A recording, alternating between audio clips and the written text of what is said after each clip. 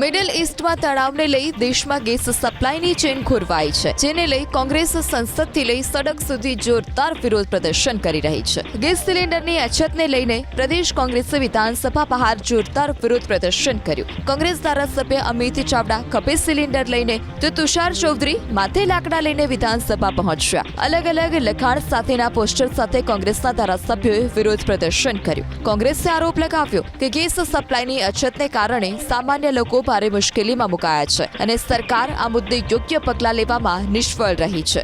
લોકો ગેસના સિલિન્ડર માટે લાઈનો લગાવવા માટે મજબૂર બન્યા છે, જે સરકારની નીતિની નિષ્ફળતા દર્શાવે છે।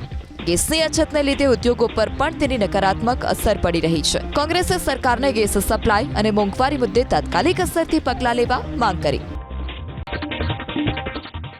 મિડલ ઈસ્ટમાં તણાવને લઈ દેશમાં ગેસ સપ્લાયની ચેન ખોરવાઈ છે, જેને લઈ કોંગ્રેસ સંસદથી લઈ સડક સુધી જોરદાર વિરોધ પ્રદર્શન કરી રહી છે। ગેસ સિલિન્ડરની અછતને લઈને પ્રદેશ કોંગ્રેસે વિધાનસભા બહાર જોરદાર વિરોધ પ્રદર્શન કર્યું। કોંગ્રેસ ધારાસભ્ય અમિત ચાવડા ખભે સિલિન્ડર લઈને તો તુષાર ચૌધરી માથે લાકડા લઈને વિધાનસભા પહોંચ્યા। અલગ અલગ લખાણ સાથેના પોસ્ટર સાથે કોંગ્રેસના ધારાસભ્યોએ વિરોધ પ્રદર્શન કર્યું। કોંગ્રેસે આરોપ લગાવ્યો કે ગેસ સપ્લાયની અછતને કારણે સામાન્ય લોકો ભારે મુશ્કેલીમાં મુકાયા છે અને સરકાર આ મુદ્દે યોગ્ય પગલાં લેવામાં નિષ્ફળ રહી છે।